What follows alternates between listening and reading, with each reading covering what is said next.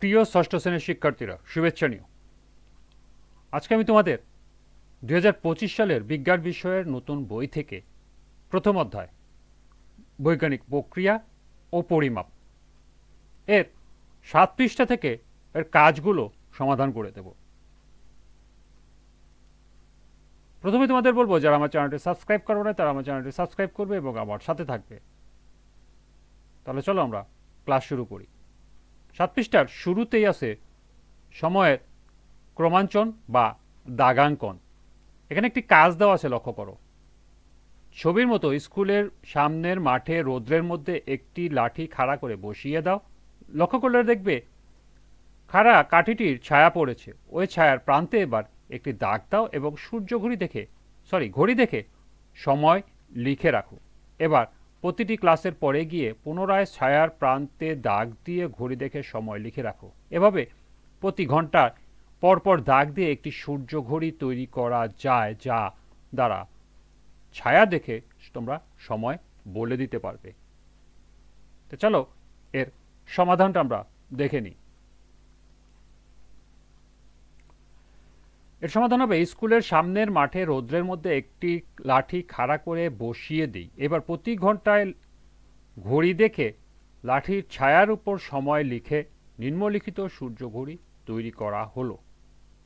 অর্থাৎ এই কালো স্থানে যদি আমরা একটি লাঠি খাড়া করে বসিয়ে দিই, তাহলে বাম দিকে অর্থাৎ পশ্চিম দিকে প্রথমে ছায়া পড়বে, কারণ আমরা জানি সকালের দিকে সূর্য পূর্ব দিকে উঠলে এর ছায়া পশ্চিম দিকে পড়ে এবং ক্রমান্বয়ে এই ছায়াটি আস্তে আস্তে দক্ষিণ দিকে সরে আসতে থাকবে। প্রথম ছায়াটি হবে 8টা, এরপরের ছায়ার দাগটি হবে, লাঠির ছায়াটি পড়বে 9টা, তারপরের দাগটি হবে 10টা, তারপরে 11টা, তারপরে 12টা। যেহেতু তোমাদের স্কুল 8টা থেকে 12টা যদি হয় প্রথম শিফটে, তাহলে তোমরা 12টা পর্যন্ত দাগ দিতে পারবে, এরপরে আর দাগ দিতে পারবে না। আর অবশ্যই এই চিত্র আঁকার সময় উত্তর, দক্ষিণ, পূর্ব, পশ্চিমটা দিক নির্দেশনা করে দেবে। এই ছিল এই কাজের সমাধান। এরপর পার্ট 10, ক্ষেত্রফল ও তার পরিমাপ। তুমি তোমার ষষ্ঠ শ্রেণীর গণিত বইটি পড়ার টেবিলে রাখো। এখন একটু দেখার চেষ্টা করো এরকম মোট কয়টি বই পড়ার টেবিলে পাশাপাশি রাখা যাবে। আবার এও কি বলতে পারবে যে তুমি পড়ার টেবিলের সমান কয়টি টেবিল তোমার পড়ার কক্ষে স্থাপন করা যাবে? চিন্তা করেছো তো? এই হিসাব তুমি কিভাবে বের করবে? আসলে এটি বোঝার জন্য তোমাকে পড়ার টেবিলের ক্ষেত্রফল বের করতে হবে। ক্ষেত্রফলের মাধ্যমে টেবিলের পৃষ্ঠ ও ঘরের মেঝের কতটুকু ক্ষেত্র দখল করেছে তা জানা যাবে। আয়তাকার ক্ষেত্রের এই পরিমাপ করতে হলে ক্ষেত্রটির দৈর্ঘ্যকে প্রস্থ দিয়ে গুণ করতে হয়। অর্থাৎ এখানে দেখো, আয়তাকার ক্ষেত্রের ক্ষেত্রফলের সূত্র দেওয়া আছে। ক্ষেত্রফল হলো দৈর্ঘ্য গুণন প্রস্থ। এরপরে পার্ট 11, আয়তন ও তার পরিমাপ। সাধারণভাবে বোঝা যায় যে তোমার জ্যামিতি বক্স তোমার বিজ্ঞান বইয়ের তুলনায় কত কম স্থান দখল করে। আবার একটি ইট যে জায়গা দখল করে তার 2টি ইট তার চেয়ে বেশি স্থান দখল করে থাকে। কোনো বস্তু যে স্থান দখল করে থাকে তবে তাকে বলা হয় আয়তন। ফলে আমরা বলতে পারি জ্যামিতিক বক্সটির আয়তন বিজ্ঞান বইয়ের আয়তনের চেয়ে কম, কিংবা একটি ইটের আয়তন 2টি ইটের আয়তনের তুলনায় কম। আয়তাকার একটি ঘনবস্তু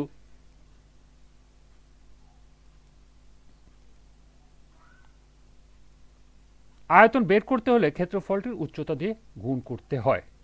আয়তাকার একটি ঘনবস্তুর আয়তন বের করতে হলে তার ক্ষেত্রফল দিয়ে গুণ করতে হয়। এখানে আয়তনের সূত্র দেওয়া আছে 2টি। দেখো, প্রথম একটি সূত্র দেওয়া আছে, আয়তন সমান সমান হলো ক্ষেত্রফল গুণন উচ্চতা, অথবা দৈর্ঘ্য গুণন প্রস্থ গুণন উচ্চতা। কারণ আমরা জানি দৈর্ঘ্য গুণন প্রস্থ সমান সমান ক্ষেত্রফল। সেক্ষেত্রে দৈর্ঘ্য গুণন প্রস্থ গুণন উচ্চতা। আর যদি আমাদের ক্ষেত্রফল বের করা থাকে, সেক্ষেত্রে ক্ষেত্রফলের সাথে উচ্চতা গুণ করলে আয়তন বের হয়ে যাবে। আন্তর্জাতিক পদ্ধতিতে আয়তনের এককের নাম হলো ঘনমিটার। 1 মিটার দৈর্ঘ্য, 1 মিটার প্রস্থ এবং 1 মিটার উচ্চতা বিশিষ্ট একটি এককে যে জায়গা দখল করে তাকে 1 ঘনমিটার বলে। 1 ঘনমিটার সমান সমান 1 মিটার গুণ 1 মিটার গুণ 1 মিটার। সিসিএস পদ্ধতিতে আয়তনের একক ঘন সেন্টিমিটার, একে সংক্ষেপে বলা হয় সিসি বা কিউবিক সেন্টিমিটার। তরল পদার্থের আয়তন মাপা হয় লিটারে। 100 সিসি সমান 1 লিটার।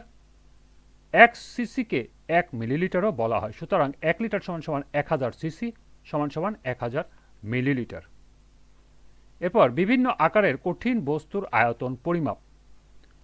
যে কোনো আয়তাকার ঘনবস্তু যেমন ইট বা ঘরের আয়তন সহজেই এদের দৈর্ঘ্য, প্রস্থ, উচ্চতা মেপে গুণ করে বের করা যায়, কিন্তু অন্য কোনো আকৃতি কোনো বস্তু বা এবড়ে বস্তু আয়তন কি বের করা সম্ভব? এখানে একটি কাজ দেওয়া আছে, লক্ষ্য করো। সুতা দিয়ে আয়তাকার একটি ইটের টুকরা বাঁধো। এবার মাপচঙে কিছু পানি নিয়ে তার আয়তনের পাট নাও। এবার সুতার সাহায্যে ঝুলিয়ে আয়তাকার ইটের টুকরাটি মাপচঙের মধ্যে ডুবাও এবং পুনরায় পাট নাও। এই দুটি পাটের পার্থক্য থেকে আয়তাকার ইটের টুকরার আয়তন বের করা যায়। এবার মাপার স্কেলের সাহায্যে আয়তাকার ইটের টুকরাটি দৈর্ঘ্য, প্রস্থ, উচ্চতা মেপে এর আয়তন মিলিয়ে নাও। এবার অন্য দুটি অসম কঠিন বস্তুর আয়তন নির্ণয়ের জন্য এদের পৃথকভাবে মাপচঙের পানির মধ্যে ডুবাও। এবার আলাদা আলাদা পাট নিয়ে এদের আয়তন নির্ণয় করো।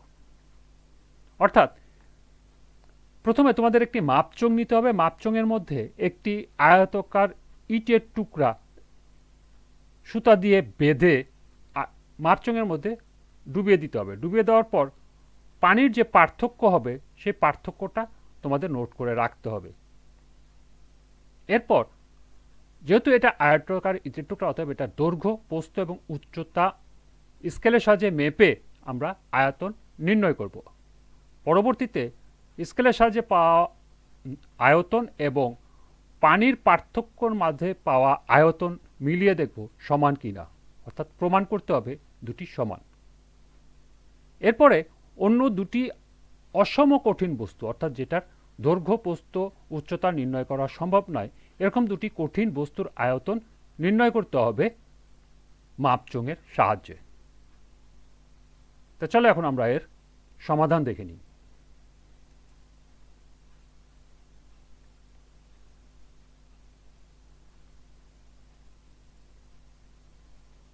এর সমাধান হবে, সুতা দিয়ে আয়তাকার একটি ইটের টুকরা বাঁধি। মাপচঙে 40 সিসি পানি নেই। এবার সুতার সাহায্যে ঝুলিয়ে আয়তাকার ইটের টুকরাটিকে মাপচঙের মধ্যে ডুবাই। ফলে মাপচঙে পানির পরিমাণ 50 সিসি হয়। সুতরাং পানির দুটির পার্থক্য 10 সিসি হলো ইটের টুকরার আয়তন। আমরা পার্থক্য থেকে ইটের টুকরার আয়তন পেয়ে গেলাম। এবার মাপার স্কেলের সাহায্যে আয়তাকার ইটের টুকরার দৈর্ঘ্য, প্রস্থ ও উচ্চতা মেপে যথাক্রমে দৈর্ঘ্য 5 সেন্টিমিটার, প্রস্থ 2 সেন্টিমিটার ও উচ্চতা 1 সেন্টিমিটার পাওয়া গেল। সুতরাং ইটের টুকরাটির আয়তন সমান সমান দৈর্ঘ্য গুণন প্রস্থ গুণন উচ্চতা সমান সমান 5 গুণ 2 গুণ 1 ঘন সেন্টিমিটার, 10 ঘন সেন্টিমিটার বা 10 সিসি। অর্থাৎ মাপচঙে পানির পার্থক্য আমরা পেয়েছিলাম 10 সিসি, সমান হয়েছে, তাহলে প্রমাণিত। এরপরে দ্বিতীয় কাজটি হলো, এবার একটি মার্বেল সুতা দিয়ে বেঁধে মাপচঙের মধ্যে ডুবাই। ফলে মাপচঙে পানির পরিমাণ হয় 45 সিসি। সুতরাং মার্বেলের আয়তন হলো 45 বিয়োগ 40 সমান সমান 5 সিসি। এটা হলো দ্বিতীয়টির উত্তর। যেহেতু অসম বস্তু বলেছে সেই ক্ষেত্রে আমরা মার্বেল ইউজ করেছি, কারণ মার্বেলের দৈর্ঘ্য, প্রস্থ, উচ্চতা নির্ণয় করা সম্ভব না। সেটা আমরা মাপচং দিয়ে মাপচঙের পানির মাধ্যমে এর আয়তন নির্ণয় করব। এরপরে একটি আমরা ধাতব মুদ্রার আয়তন নির্ণয় করব। পুনরায় একটি ধাতব মুদ্রা বা কয়েন সুতা দিয়ে বেঁধে মাপচঙের মধ্যে ডুবাই। ফলে মাপচঙে পানির পরিমাণ হলো 43 সিসি। সুতরাং ধাতব মুদ্রার আয়তন 43 বিয়োগ 40 সমান সমান 3 সিসি। এটাই হলো উত্তর।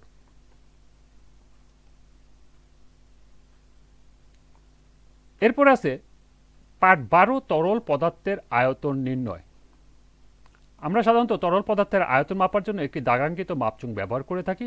নিম্নে দাগাঙ্কিত মাপচঙের সাহায্যে অন্যান্য সিলিন্ডারের তরল পদার্থের আয়তন নির্ণয় করে খাতায় লিখো। এরপরে তাপমাত্রার পরিমাপ। তুমি হয়তো বিভিন্নভাবে তাপমাত্রা শব্দটির সাথে পরিচিত, যেমন টেলিভিশন অথবা রেডিওর খবরে দিনের চলতি বাতাসের তাপমাত্রা বলে দেওয়া হয়। তাছাড়া কারো জ্বর হলে আমরা দেহের তাপমাত্রা মেপে নেই। তাপমাত্রা পরিমাপের আন্তর্জাতিক একক হলো ক্যালভিন, তবে এখন সারা বিশ্বে ব্যবহারিক কাজের জন্য বিশেষ দৈনন্দিন তাপমাত্রা নির্ণয় বা জ্বর নির্ণয়ে সেলসিয়াস ও ফারেনহাইট এককভাবে দুটি বহুল ব্যবহৃত হয়।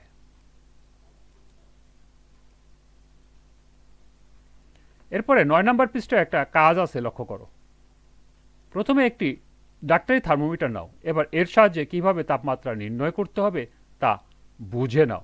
সাধারণত তাপমাত্রার গাড়ে ফারেনহাইট স্কেলে 94 থেকে 108 পর্যন্ত দাগাঙ্কিত করা থাকে। কোনো কোনো থার্মোমিটার আবার একই সাথে সেলসিয়াস স্কেলে 35 থেকে 42 পর্যন্ত দাগাঙ্কিত করা থাকে। এবার লক্ষ্য করে দেখবে থার্মোমিটারের ভিতরে একটি পারদস্তম্ভ রয়েছে। এটি তাপমাত্রা বৃদ্ধির সাথে সাথে স্কেলের উচ্চতর মানের দিকে এগোতে থাকে। এবার তুমি থার্মোমিটারটিকে হাতের নিচে অথবা তোমার জিহ্বার নিচে রেখে দিলে 1 মিনিট পর দেখবে পারদস্তম্ভের উচ্চতা পার্থক্য হয়েছে কিনা। এ থেকে তোমার শরীরের তাপমাত্রা নির্ণয় করতে পারবে। অর্থাৎ থার্মোমিটারটি তোমার শরীরের অথবা তোমার বগলের নিচে বা তোমার মুখে জিহ্বার নিচে যদি দাও, তাহলে দেখা গেছে তাপমাত্রা এখান থেকে চলে আসছে এখানে। এই তাপমাত্রাটা কত পরিবর্তন হলো সেটা তোমাদের লিখতে হবে। এটা তোমরা বাসায় নিজেরাই করে নিতে পারবে। এই সাথে এই অধ্যায়ের লেখার অংশটুকু সমাপ্তি। এরপরে অনুশীলনী। আজকের ক্লাসটি এ পর্যন্তই। পরবর্তী ক্লাসে অনুশীলনীর সমাধান করে দেব। সবাইকে আবারও বলছি, যারা আমার চ্যানেলটি সাবস্ক্রাইব করো নাই তারা আমার চ্যানেলটি সাবস্ক্রাইব করবে এবং আমার সাথে থাকবে। সবাইকে পরবর্তী ক্লাস দেখার আমন্ত্রণ জানিয়ে আজকের মতো আমি এখানেই বিদায় নিচ্ছি। আল্লাহ হাফেজ।